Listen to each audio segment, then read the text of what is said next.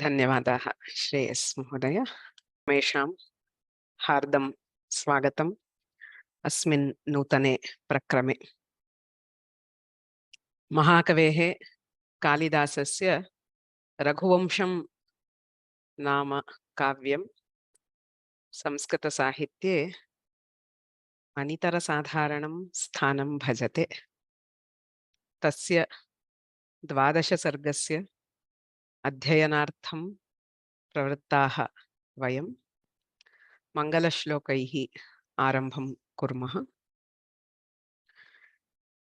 गुरुरेव गतिः गुरुमेव भजे गुरुणैव सहास्मि नमो गुरवे न गुरोः परमं शिशुरस्मि गुरोः मतिरस्ति गुरौ मम पाहि गुरो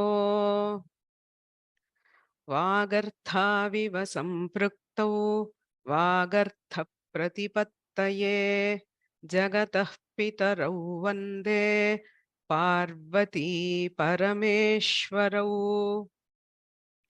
वन्दामहे महोद्दण्डदोर्दण्डौ रघुनन्दनौ तेजो निर्जितमार्तण्डमण्डलौ लोकनन्दनौ.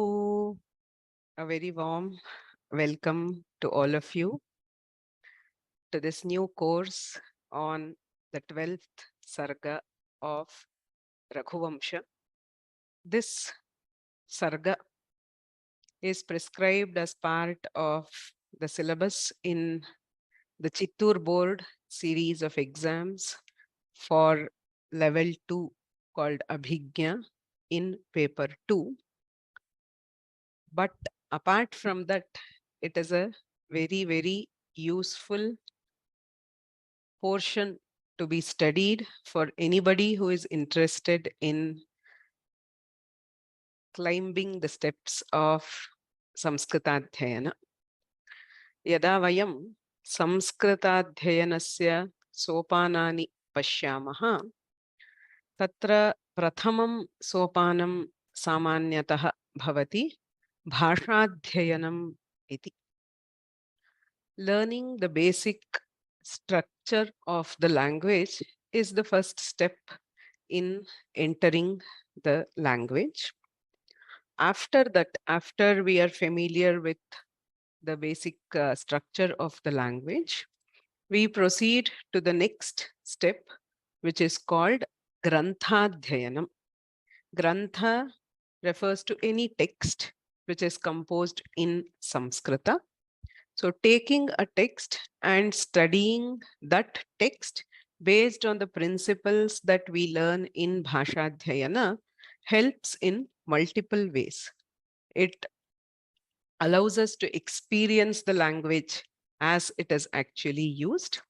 It builds the vocabulary and also strengthens the various building blocks of the language. Once this stage is, we cannot say completed because the number of texts in Samskrita are frankly unlimited.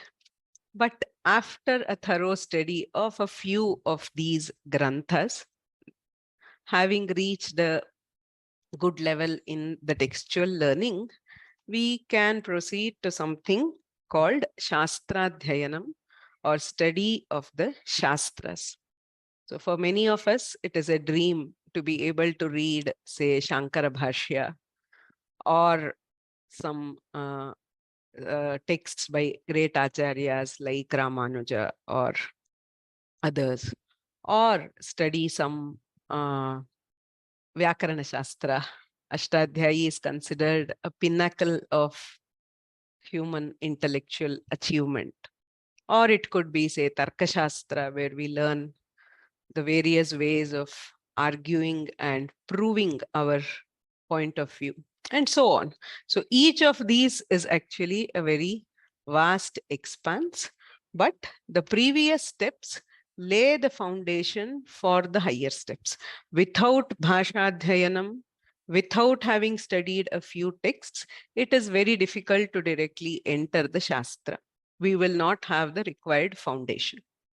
Whereas the second and third stage, as shown by these arrows, happens mutually. That is, we are studying Raghuvamsha now as a basic level text. But if you study, say, Vyakarana Shastra and come back to the same Raghuvamsha, the experience you get is totally different. Similarly, if you study, say, Vedanta and come back to it, if we study Dharma Shastra and come back to it, then only we realize the real genius of Kaalidaasa, how he has woven all those aspects into Kaavya. So these two happen hand in hand. And in parallel to all of these, we have something called applied Samskrita or Viniyoga Samskritam. We have many areas of Indian knowledge systems today, whether it is yoga, Ayurveda, management, astronomy, mathematics. So all these fields, they are dependent on Samskrita language as the medium. They require Granthadhyayana to study the texts of each field in detail. They require a background of Shastras to be able to interpret them correctly. So Samskritadhyayanam is a vast area and different people do enter from different ways. Some start from the bhasha or the language. Some people, they pick up a text. When they're studying the text, they get interested in the language and then they proceed that way.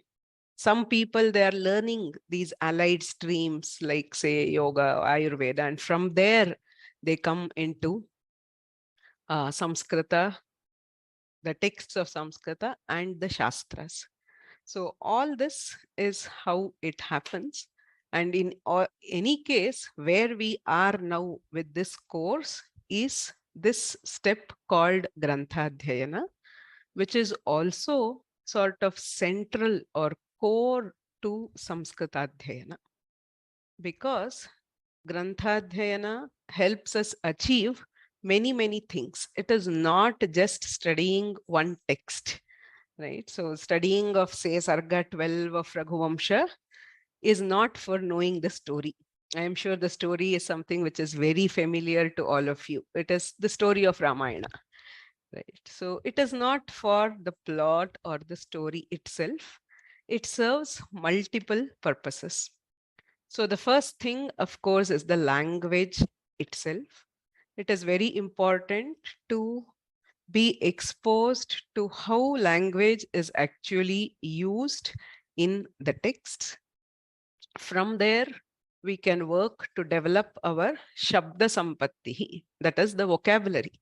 If we see the kind of words, the same, say, to represent sun, say the Kavi may say Atmajaha in one shloka, Tanayaha in one, Sunuhu in one. So it dramatically expands the reach of our vocabulary. Then we have Vyakaranam, something which many students dread, but one of the easiest and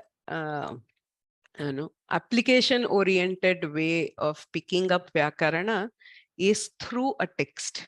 So instead of trying to study, say, all sandhis in one go and trying to memorize their rules, etc., we just look at how it is used, the words used in the text. As we keep splitting them and making note of it, naturally the knowledge of sandhis will get ingrained.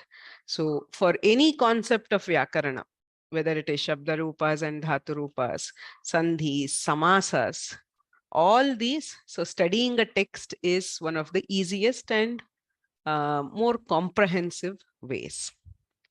Then we have achara and vyavahara, a very important thing. So whenever talking about kavyas, elders say, what is the purpose of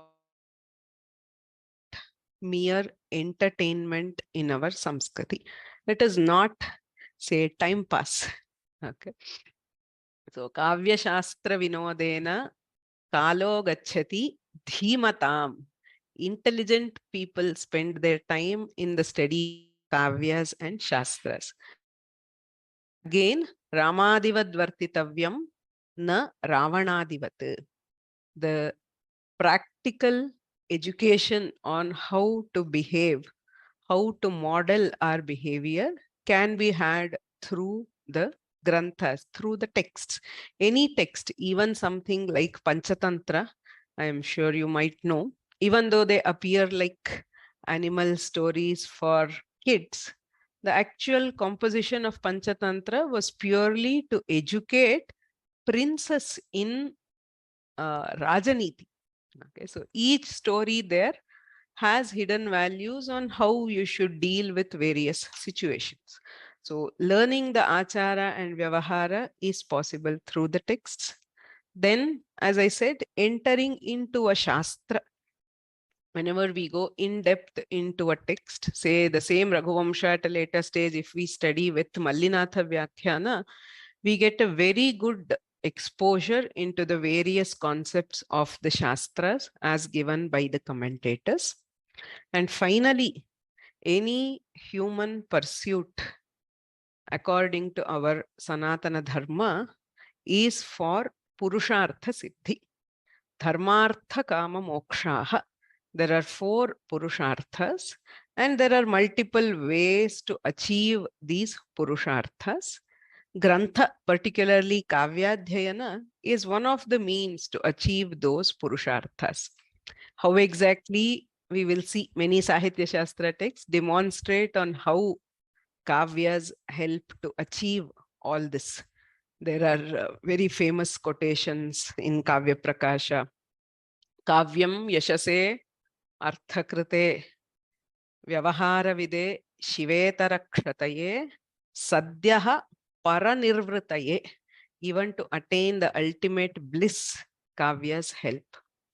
So in this way, the study of any text is multidimensional and it helps achieve many objectives, both on the language side and on the personality development and transformation of life. So when we are looking at grantha or a text, most of the texts in Samskrita are kavyas, unlike a very limited definition in, say, English, where generally we say a poem, and it brings to mind a very narrow category of writing. The definition of kavyam in Samskrita is very broad, right? So it just has 2 things, shabda and artha, both of which are beautiful. Padani ramaniyani, arthaha api ramaniyaha. That is the only requirement. So the Jagannatha's definition of kavya, ramaniyartha pratipadakaha shabdaha kavyam. What is kavya? Is any shabda which presents meaning which is beautiful and in a manner which is very attractive. Right? So similarly, Vishwanatha, who composed the Sahitya Darpana, he says, Vakyam rasatmakam kavyam. So anything which helps in the development of a rasa.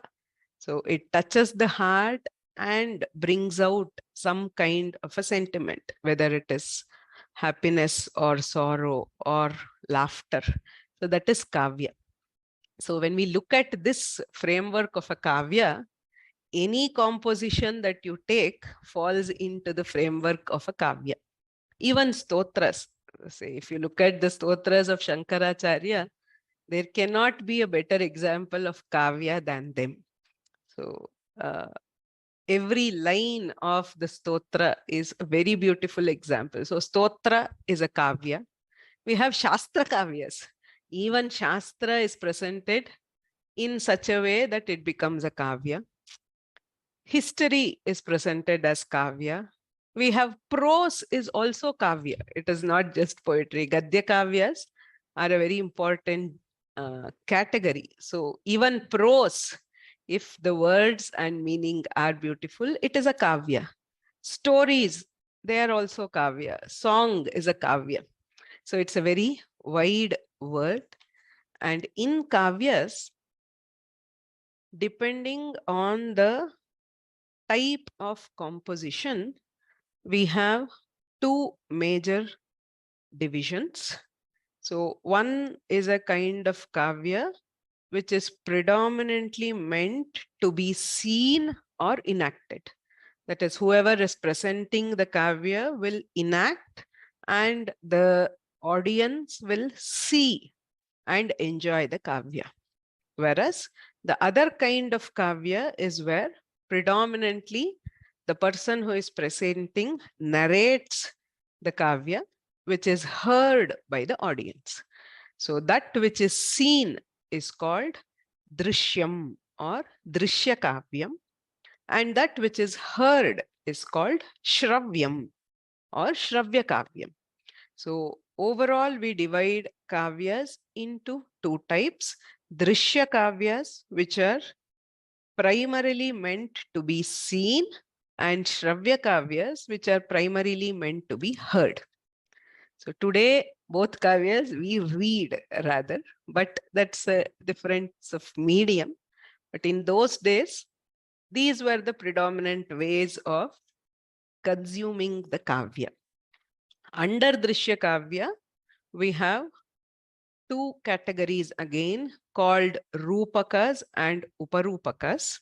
So these are also not individual items, they are subcategories. So under rupakas, we have 10 types, and under uparupakas, we have 18 types. So together we have 28 types of dramas, not 28 dramas, 28 types of dramas in Sanskrit. Each of those have been defined. What is the, say, the plot, what kind of a story, what kind of a rasa. So multiple attributes which define each of these types. So that is the prapancha of drishya kavyas. And when we come to shravya kavyas, those which are majorly to be heard or narrated, we have three categories called gadyam, padyam, and champuhu. So gadyam refers to prose, where there is no specific rhythm or meter. Padyam refers to typical poetry. So what is a padya? We will see the definition just a bit later. And champu is a mixture of prose and poetry. So this is a categorization just based on the format in which a kavya is presented. So a poem is a subcategory of a kavya. What is Padyakaavya? Chando baddha padam padyam. Chandaha refers to meter, that is a specific arrangement of syllables into specific number of lines. That is the simplest definition of chandas. So that which is set to a meter is called Padyakaavya. There is another definition. Padyam chatushpadi tacha vrittam jatiriti dvidha vrittam akshara sankhyatam jatihi matrakrita bhavet. So what are the points we get from here? Padyam chatushpadi. So any padya has 4 equal parts. We call these as pada. Pada also means a quarter. So 4 quarters make one whole. So any padya, or what we generally call as a shloka, has 4 parts to it. They could be equal parts or unequal parts. It does not matter. It is not always that all 4 are equal quarters. There are 4 identifiable components to any particular shloka or padya. Padyam chatushpadi. Tacha. And when we are looking at the arrangement rules for that padya, there are 2 kinds of arrangement. It is set to a meter, which we saw, which is a specific combination or rhythm of syllables. There are 2 kinds of rules. One is called vritta and the other is called jati. Vrittam jatihi iti dvidha. Two kinds called vritta and jati. It's very useful to know this as a general understanding of what is padya. What is the difference between these two? Vrittam akshara sankhyatam. So vritta is based on the number of syllables or aksharas. Jatihi matrakrita bhavet. Whereas jati is based on the number of matras. So I'll explain with an example so that we understand. These are the two kinds of padyas in Samskrita. So first, for example, for a vritta, let us take one very popular shloka. Vidita khila shastra sudha jaladhe mahitopanishat kathitartha nidhe hridaye kalaye vimalam charanam bhavashankara deshikame sharanam. So, shloka composed by the Acharya, who is known by the name of the Vritta itself. So for those who don't know, this is a stotra on Shankaracharya composed by Totakacharya. So Totakacharya was called so because of the stotra which he composed in a Vritta which is called Totaka. So what is the characteristic of this? If we count the number of syllables in these 4 lines, so as I said, there are 4 lines. That is the first requirement. We have 4 padas in the padya and we have 12 syllables in each pada. Vidita, khila, sha, stra, sudha, jaladhe. So syllable is swara along with the vyanjanas which come with it. So a gunitakshara or an akshara. So each pada has 12 syllables. So the rule for the vritta says you have to have 12 syllables and there is a very rhythmic pattern in which these 12 syllables are arranged. So they are divided into 4 groups of 3, which is called Laghu, Laghu, Guru. If you have an introduction to Chanda Shastra, Laghu is a short syllable.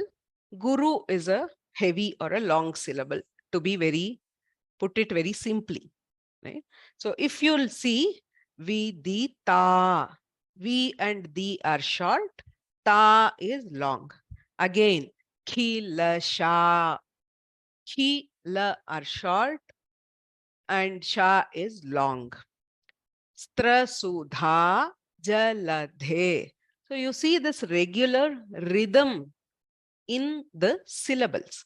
So that is why this is called a vritta, which is called Totaka Vrittam. So there are 4 padas, 12 syllables in each pada, and there is a rhythmic pattern which usually repeats.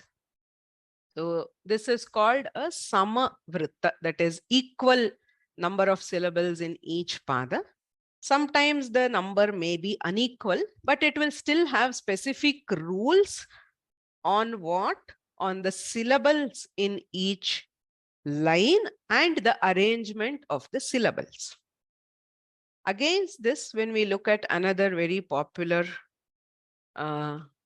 example of a padya from Bhajagovindam, Punarapi jananam, punarapi maranam, punarapi janani jathare shayanam, iha samsare bahudustare, kripaya pare pahi murare. As you can see from the line itself, the number of syllables is not the same. Right? So if you look at the first line, punarapi jananam, punarapi maranam. There are 14 syllables. But in the third line, Iha samsare bahudustare. There are 10 syllables. Okay. It looks odd, but here we are not counting the number of syllables. This is called a jati, where we are counting the number of matras. Matra, you have heard a short vowel or laghu gets one matra, and a guru, a heavy syllable, gets two matras. So in these, if we count the number of syllables, here also we have a pattern. 4, 4, 4, 4. 16 matras in each pada. So punarapi is 4. Jananam is 4. Punarapi is again 4. Maranam. Ma and ra are one matra each. Nam is two matras. So there is a pattern here. In both cases, there is a pattern. In vritta, the pattern depends on the number of syllables, whereas in jati, it depends on the number of matras. So to get this 4, you can have different combinations. You can have 4 syllables of one pada, one matra, like in punarapi. You can have 1 plus 1 plus 2. Ja, na, nam, 1, 1, 2. You can have 2 plus 2. So if you look at this, iha sam sa re. Sa is 2 matra, re is 2 matra. So 2 plus 2 is also 4. Again, 2 plus 1 plus 1 is also 4. So you can, in different combinations, if you end up with the matra also, you get a rhythm. So like this, a Padyakaavya, the basic requirement is that it is set to a meter, which is a combination of letters where there is a rhythm generated by syllables or by matras. So this jati is called Padakulakam, the one which is there in Bhajagovindam. It is called Padakulakam is the name of the jati. So in either case, these such kavyas where you find this rhythmic pattern of syllables or matra is called a Padyakaavya, and it is one of the most popular varieties of composition in Sanskrita, predominantly because it is much easier to remember. In olden days, when we didn't have computers or even writing, it was mostly the oral tradition or the Shruti Parampara. So to remember 10 lines of Gadya is very difficult. Whereas if it is phrased as, say, 2 or 3 shlokas, because of the rhythm, it is much, much easier to remember. That is why we see not just Kaavyas. Stotras are phrased in the form of Padyas. Even texts like, say, Aryabhatiyam or Leelavati, mathematical rules, you phrase it as Padyas. Or you look at any Shastra. So Shankaracharya has written, say, Viveka Chudamani. It is phrased as a Padya. Why is everything in the format of a Padya? Is because it helps in remembering it easily. So Vritta and Jati are collectively called Chandas. Correct. So Chandas is a common term when we are dividing them with the Chandas Shastra. We have a separate Shastra itself. So some people are asking for what is Vritta Jati. More details we will get when we enter into Chandas Shastra. So not now, but in general, Chanda is common. Is having 4 padas universal? Except in the Vedas. In Vaidika Chandas, there are 3 padas also. But normally in all Laukika literature, it is 4. Okay. Is 12 syllables of or 16 matra the only variety. No. There are like huge varieties of chandas also. I just took some of the easy examples, that's all, to illustrate. So as I said, that is a particular shastra by itself. So what is Akshara, what is Laghu, what is Guru, everything we will learn, okay, in later stages. Now moving ahead, when we have such Padyakavyas, when we are looking at Padyakavyas and the types of Padyakavyas, so there are further subcategories. So remember, we started with Kaavya. Kaavya was divided into Drishya and Shravya. In Shravya Kaavya, we saw Gadya, Padya, Champu, prose, poetry, and a mix. In Padyakaavya again, we have three major divisions called Mahaakavyam, Khandakavyam, and Muktakam. Very briefly, Mahakavyas are longer kavyas with a wide scope. Khandakavyas are shorter with a limited scope. And Muktakas are independent verses. I'm sure all of us are familiar with some Subhashita. Right?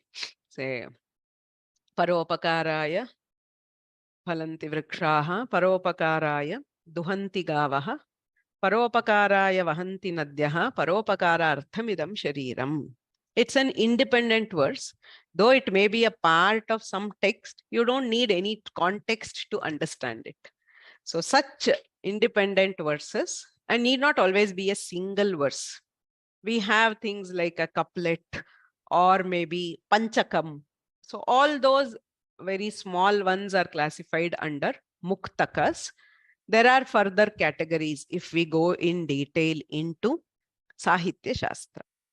So now we have finally arrived at one part of our study, which is called a Mahaakavya. So when I say Raghuvamsham Mahaakavyam, what is the information we are getting? First thing, it is a Padya. So it is all shlokas, not prose. We understand it is a long Kavya with a very wide scope. And it belongs to the category of Shravya Kavyas, that is mostly which is heard or listened. Okay.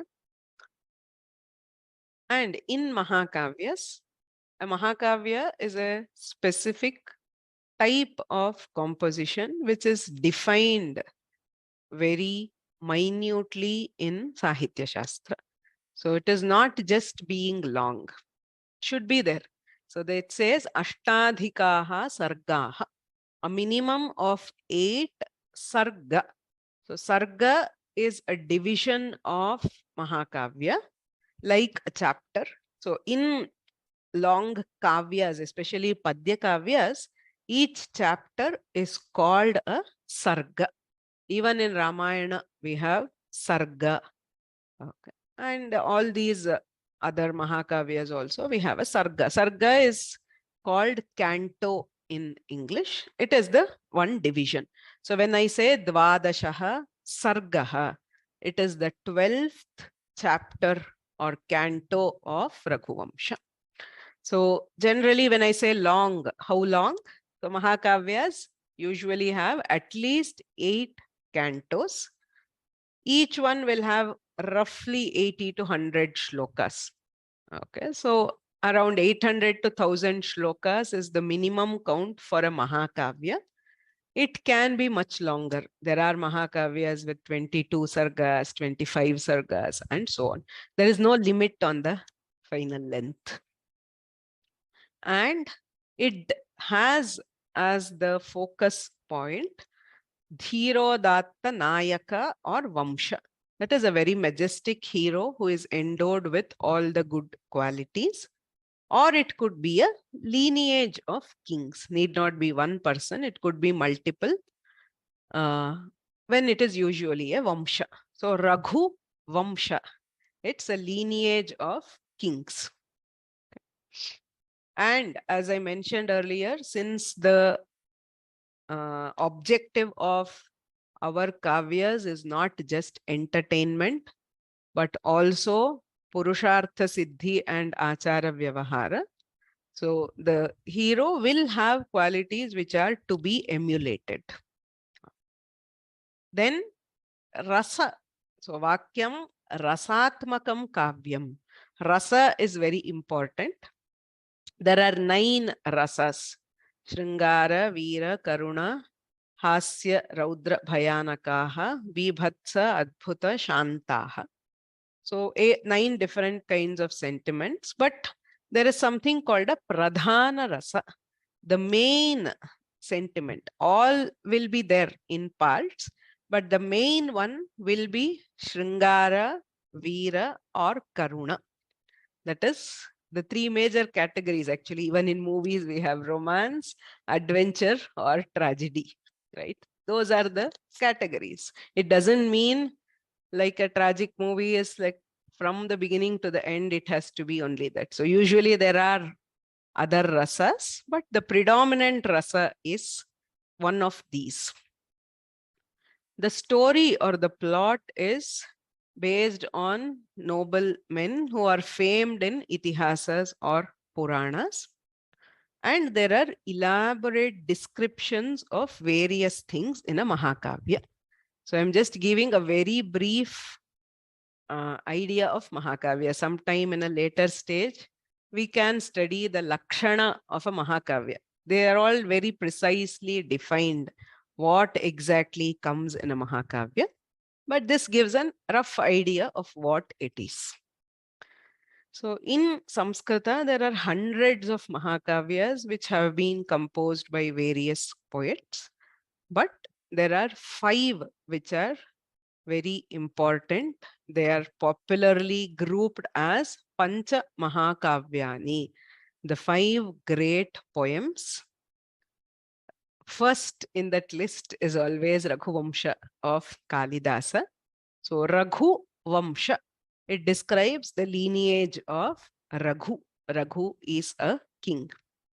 Then we have Kumara Sambhavam, again by Kaalidaasa, which deals with the birth of Kumara, also known as Kartikeya, Skanda or Subramanya. So the wedding of Shiva and Parvati and the birth of Kumara is the main theme of Kumara Sambhavam. We have Kiratarjuniyam by Bharavi, which is based on the fight of Kirata and Arjuna. If you know the story of Mahabharata, during Vanavasa, when Arjuna goes to get Pashupatastra from Shiva, Shiva comes in the form of a hunter to test, and there is a fight which happens. So it is based on it, but it builds a lot about the Rajaniti, how Yudhishthira thinks, how Bhima, Draupadi, a lot of that is there in Kiratarjuniya of Bharavi. Then Magha has composed Shishupala Vadham, the slaying of Shishupala by Sri Krishna. Again, this is a part of Mahabharata and Bhagavata. Naishadhiya Charitam by Sri Harsha. It focuses on the tale of Naishadha. Naishadha is the king of Nishadha, who was Nala. The story of Nala Damayanti is there in Naishadhiya Charita. So these 5 Mahakavyas are very, very, very important in Samskrita. So studying at least one Sarga of each Mahakavya will place us on a very good grounding in Samskrita. So we are starting with the first one called Raghuvamsha. So Raghuvamsha, composed by Kaalidaasa, who is probably one author who does not really need an introduction, because whether or not people know Samskrita, they are thankfully familiar with Kaalidaasa. Though our Rashtra has a history of neglecting our heroes, he is one person who has surpassed that through his genius. So popularly called Varakavihi, the great poet. Kavi Kula Guru. Guru is the leader of the entire range of poets. There is a Kavikala Guru Kaalidaasa University in Ramtek, in Madhya Pradesh or Maharashtra. So that is based named on Kaalidaasa. And a very popular shloka I think you may have seen it in the course trailer. Pura kavinam ganana prasange kanishthikadhishthita Kaalidasa adyapi tattulya kaverabhavat anamika sarthavati babhuva. The ring finger is called Anamika in Sanskrit. That is the name of the finger. Different fingers have different names. So we have Angushtha, Tarjani, Madhyama, Anamika, and Kanishthika. Anamika means nameless. Avidyamanam nama yasyaha sa. She who does not have a name. Why does that finger not have a name? So a poet's imagination says, when they started counting great poets, they started from the little finger and they said Kaalidaasa, he's the first. There is no debate there. Unanimously the first. And whenever you have first and second, always the assumption is that the second is slightly lower than the first. So, but here, there is nobody who can come that close. So they had to leave the second place empty. And therefore, the finger is called Anamika. That's an imaginary shloka by a traditional poet. We don't know the source, but it puts very nicely the place that Kalidasa holds in Samskrita literature. So across Bharata and across even Western poets, Kalidasa is uniformly respected for the beauty of his expressions and also the simplicity. It is not complicated. We will see, we have the whole course to enjoy Kalidasa's poetry, but it is definitely one of the most beautiful on how he expresses, what kind of examples or the similes he provides, etc. We do not know much about the personal history of Kalidasa. So his first century before the Common Era is one of the commonly accepted timelines, though there is a long debate which has been going on, which we will not enter to right now. He is supposed to have been the Asthana Kavi in the court of Vikramaditya. There have been many Vikramaadityas over history. So again, there was one in the Gupta period, one in the, before Christ, after the Mauryas, etc. There are also legends which link Kalidasa to Bhoja, but those are mostly not historical because Bhoja was much later. He was in 10th or 11th century CE. Kalidasa was much, much before Bhoja. So that is only a legend. He was one of the earliest poets of whom we have currently the works available. And he is supposed to have hailed from central India, which is Ujjain. He describes Ujjaini and Mahakala very well in most of his kavyas, and his dramas also start with them being staged in the Mahakala Mandira in Ujjain. So based on that, all these are based on internal evidences. He has not written any autobiography or other biography where we have these documented. There are many compositions which are attributed to Kalidasa, and there have been multiple Kalidasas over time. But this Kalidasa, the Kavikula Guru Kalidasa, he is commonly accepted to have composed 7 Kavyas. So 2 of them are Mahaakavyas. We already saw Raghuvamsha and Kumara Sambhava. 2 smaller Kavyas, Khanda Kavyas, one of which Meghaduta is again extremely popular, and Ritu Samharam. 3 Natakas or dramas. Nataka is one kind of drama. I should probably say this as Rupakani. So 3 Rupakas, Malavikagnimitram, Vikramorvashiyam, and the very, very famous Shakuntalam, Abhigyana Shakuntalam. These 7 are accepted commonly as his. Others, there are differences of opinion among scholars. So among the compositions of Kalidasa, we have the Mahaakavya called Raghuvamsha. Kalidasa himself says, Raghunam Anvayam Vakshye.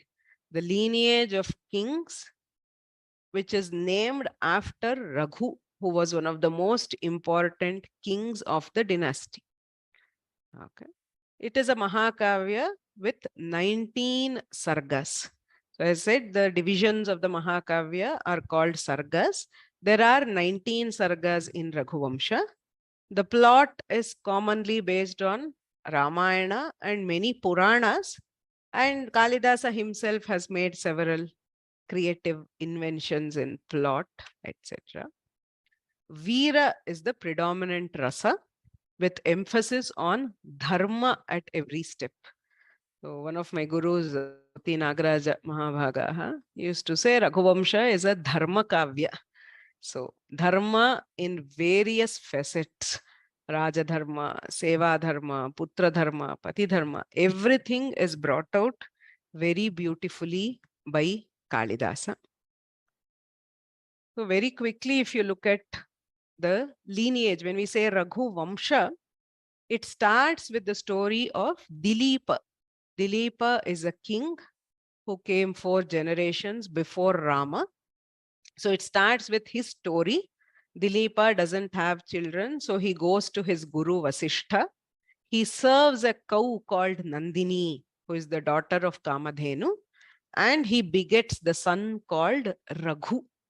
So that is where we start with Raghu's father, who is Dileepa.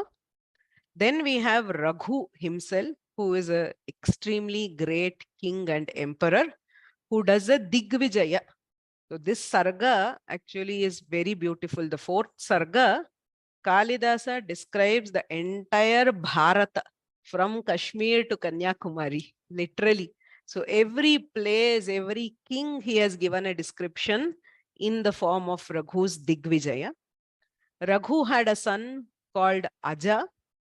So he marries Indumati, and after Indumati dies, so one example of devotion of a husband to the wife, this Ajavilapa, how he laments, is another very moving portion of Raghuvamsha. Aja's son is Dasharatha.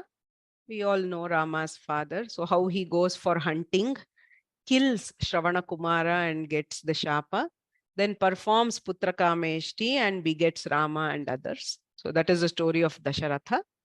Then from the 10th Sarga, Ramavatara, till the 15th Sarga, Svargarohana, we have the story of Sri Rama.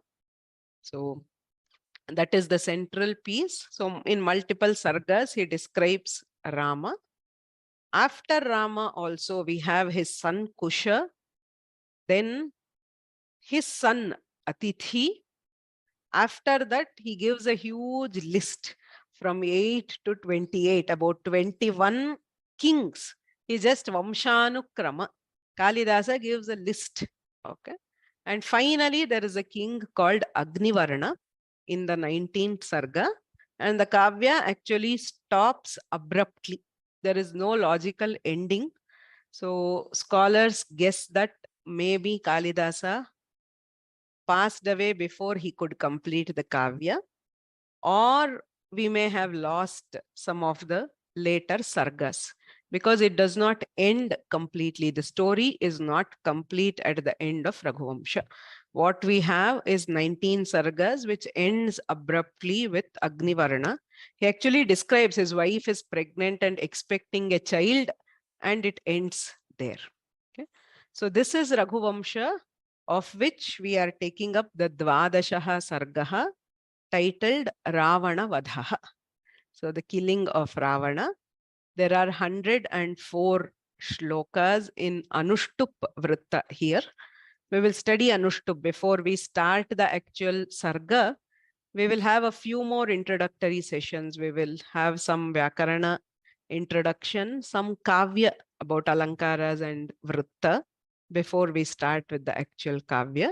There are 104 shlokas, except the last 2, everything is in Anushtup. It starts by describing an aged Dasharatha who is slowly sinking, and he decides to crown Rama. And it ends after the killing of Ravana.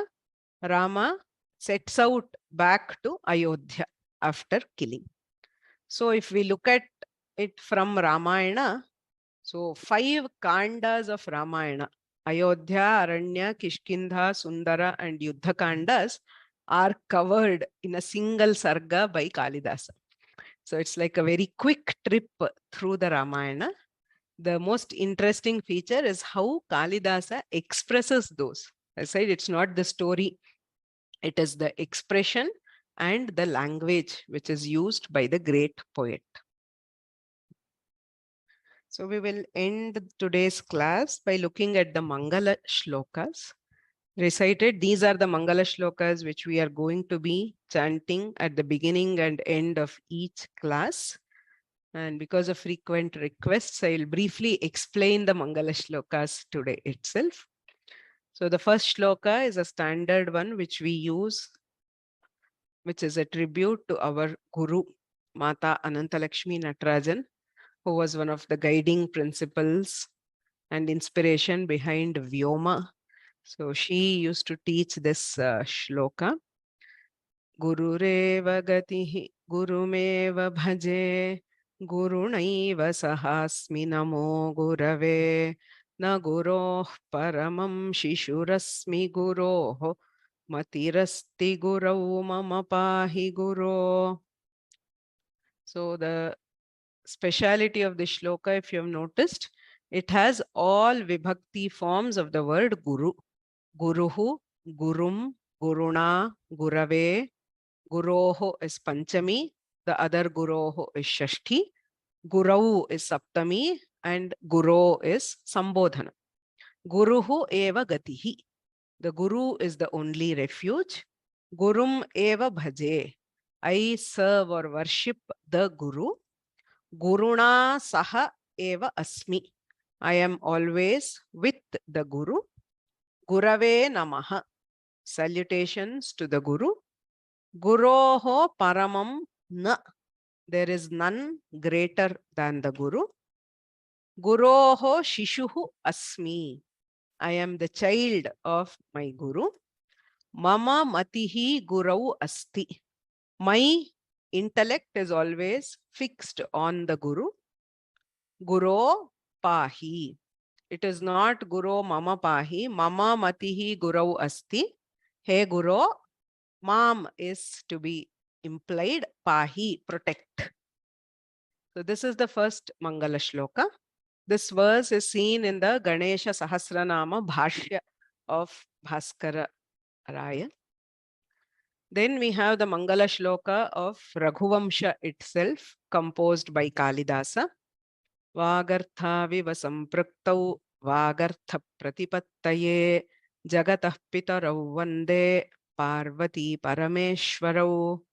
So this is the first shloka of Raghuvamsha, which salutes Parvati Parameshwarau, goddess Parvati and Parameshwara, who are Vagarthau iva sampraktau, who are always joined, united as Ardhanarishwara, like Vak Arthau, like word and meaning. You cannot separate them. They are Nitya Sambadhau, eternally united. Similarly, Parvati Parameshwara are eternally united.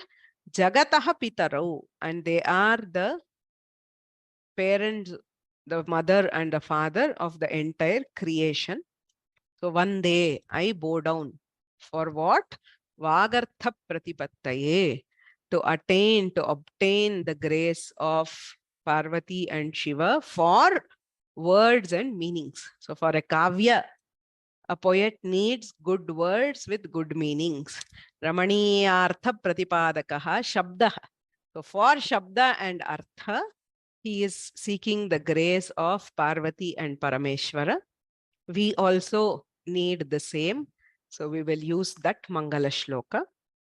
The third Mangala Shloka, Vanda Mahe Maho Danda Dor Dandau Raghunandanau Tejo Nirjitamar Tanda Mandalau Lokanandanau. This shloka is composed by Mallinatha. He is a very famous commentator on the Raghuvamsha.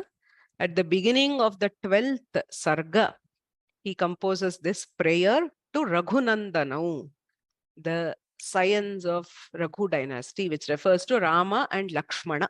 Vandamahe, we bow down to Rama and Lakshmana. Mahodanda Dordandau.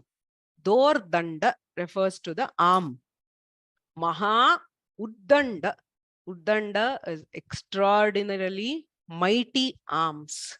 So they are both great warriors. Tejo Nirjita Martanda Mandalau. Martanda refers to Surya.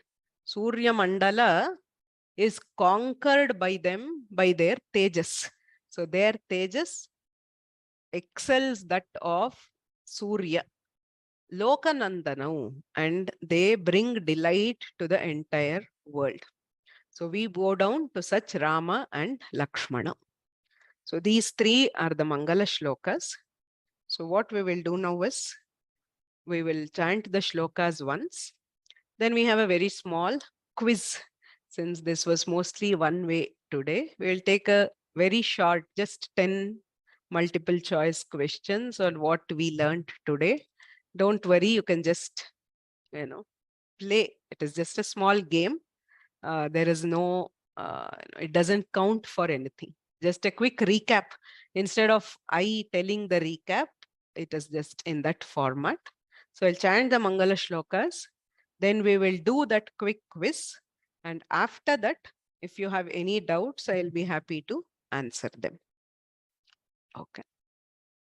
You can see that there are questions. Many of these will be answered later, but I will take the time to answer all questions. But let us please complete these. Gurureva gatihi gurumeva bhaje, gurunaiva sahasmi namo gurave, na guroh paramam shishurasmi guroh, matirasti gurau mama pahi guroh. वागर्थाविव सम्पृक्तौ वागर्थप्रतिपत्तये जगतः पितरौ वन्दे पार्वती परमेश्वरौ वन्दामहे महोद्दण्डदोर्दण्डौ रघुनन्दनौ तेजो निर्जितमार्तण्डमण्डलौ लोकनन्दनौ. Give me just one moment.